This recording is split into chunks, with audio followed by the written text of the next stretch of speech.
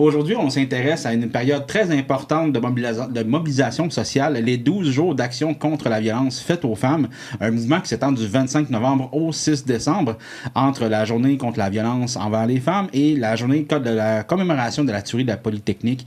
Pour en discuter et pour mieux comprendre les réalités locales et les enjeux aussi actuels, les initiatives mises en place dans notre région, on reçoit Mélissa Oran du Centre de femmes de la Matapédia. Bonjour, Mélissa. Bonjour, Carl. Merci beaucoup d'être avec nous. Pour commencer, j'aimerais savoir, peux-tu nous rappeler qu'est-ce que ça représente, ces 12 jours d'action, et pourquoi ils sont encore essentiels aujourd'hui, en 2025? Premièrement, merci de l'invitation à faire cette capsule-là. Je trouve que c'est vraiment essentiel et important aussi que les médias locaux mettre de l'avant les enjeux les enjeux mondiaux, j'ai envie de dire, internationaux. Oui. Donc, merci pour ça, premièrement.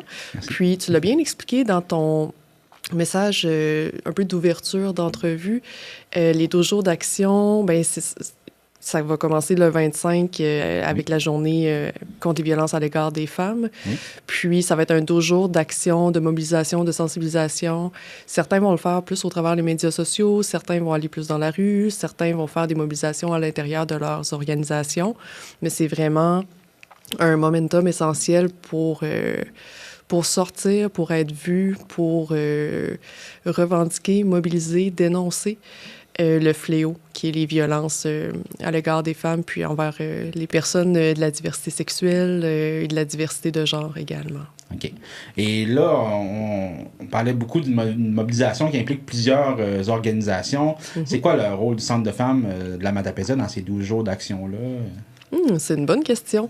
Le Centre de femmes est pas mal, est le seule organisation à 100% féministe dans la vallée de la Matapédia, dans le sens que, mettons, Rimouski, ils ont les maisons d'hébergement, ils ont le Calax, qui a la maison mère est là, ils ont des syndicats, tandis que la particularité de la vallée de la Matapédia, c'est qu'on n'a pas de maison d'hébergement pour femmes victimes de violences conjugales. Donc, les actions féministes passent beaucoup au travers le Centre de femmes parce que c'est dans notre mission. Puis, dans le fond, nous, dans les 12 jours d'action, depuis 2 ans, on va faire la distribution dans les 18 municipalités des panneaux que vous voyez ici, des panneaux des 12 jours d'action contre les violences faites aux femmes.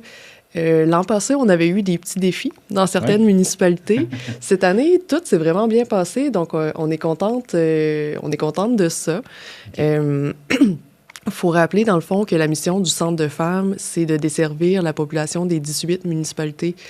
Et on est consciente qu'étant donné la petite équipe de travail et étant donné que le centre est physiquement à Amqui, c'est difficile, par exemple, d'aller à la rencontre des femmes de Saint-Damas ou de Sainte-Florence, ou étant donné le large territoire qu'on couvre, mais c'est important pour nous que ces personnes-là sachent qu'on est là aussi pour elles. On n'est pas juste là pour les femmes d'Amqui, par exemple. Okay. On est là pour toutes les femmes des 18 municipalités.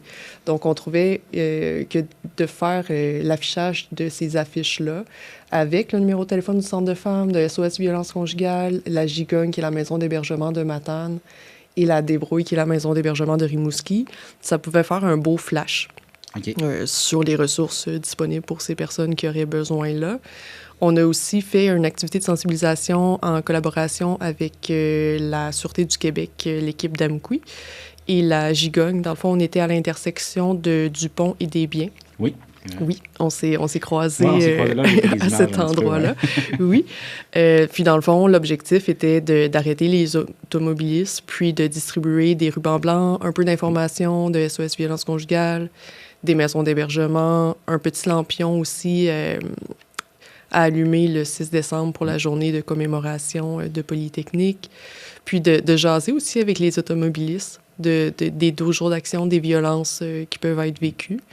Puis on a fait multiples autres actions au travers notre milieu de vie et notre programmation, comme on a reçu la policière communautaire Marie-Ève Belzile, okay, qui est venue nous parler de violences plus par la technologie, comme les géolocalisations, les applications qui peuvent être utilisées pour retracer ton partenaire okay, de façon cachée.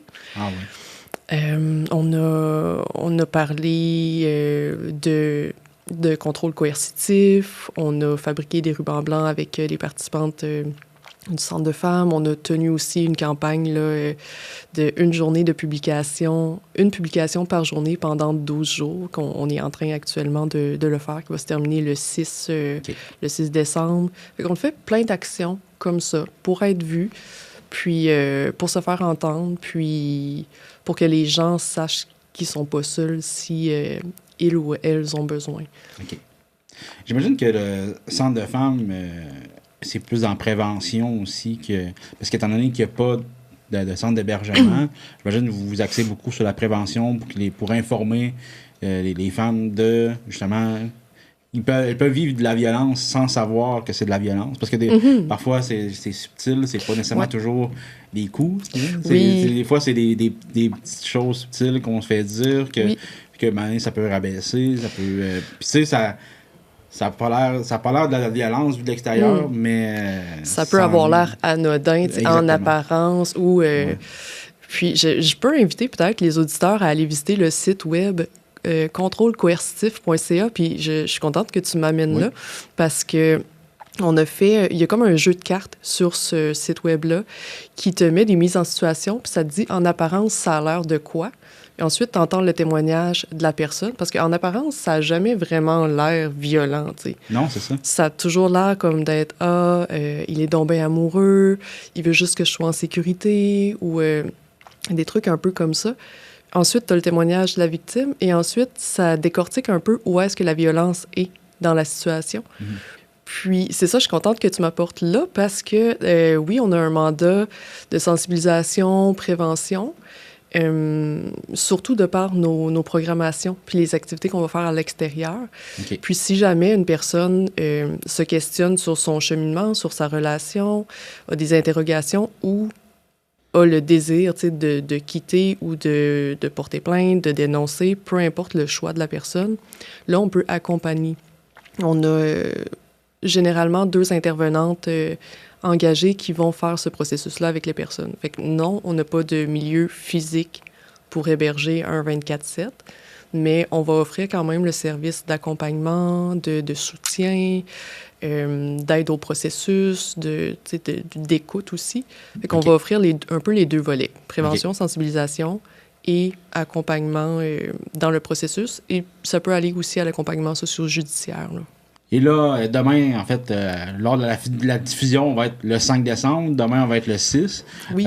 On invite les gens à porter le ruban blanc, donc pour la tuerie de la Polytechnique, entre autres, si je me trompe pas. En fait, c'est pour les 12 jours d'action, mais ça termine avec l'anniversaire de la tuerie de la Polytechnique. Oui. La journée de la commémoration, là, dans le fond, de la tuerie Polytechnique, où est-ce que 14 femmes ont perdu la vie, ont été tuées. Je dirais que dire perdu la vie, c'est doux, mais c'est un acte tellement violent c'est 14 femmes qui ont été tuées parce qu'elles étaient des femmes. Donc, on invite à la solidarité, on invite la population matapédienne, la population en général, mais la population matapédienne a porté le ruban blanc pendant les 12 jours d'action, mais spécifiquement aussi pour le 6 décembre, pour lancer un peu un appel au soutien, à la solidarité envers ces femmes-là et envers toutes celles aussi qui ont suivi. Là, on parle souvent des femmes qui sont décédées à Polytechnique, mais à chaque année, il y a environ une vingtaine de féminicides aussi. Fait que pour ces femmes-là, en commémoration, en solidarité, c'est important, je crois, de porter le ruban blanc. Super. Et pour, si jamais quelqu'un vit la violence et doit appeler, chercher de l'aide, est-ce que tu veux nous donner les informations? Où est-ce qu'on appelle? À qui on parle? Vous pouvez nous rejoindre au Centre de femmes en appelant au 418-629-3496.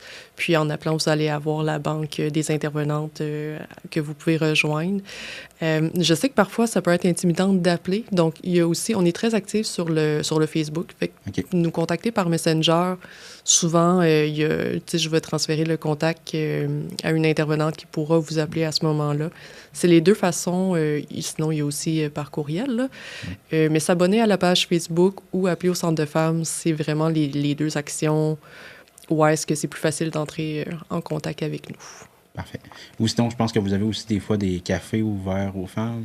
Oui, ben oui, c'est ça. On a une panoplie là, d'activités qui est offerte entre le lundi et le jeudi. Excuse-moi. Donc, si ça les gêne de parler à des gens qui ne connaissent pas, ils peuvent apprendre à les connaître avant de pouvoir se confier. Donc, totalement. Puis, vous rencontrer lors d'activités. Oui, exactement. Puis c'est gratuit, c'est constamment gratuit.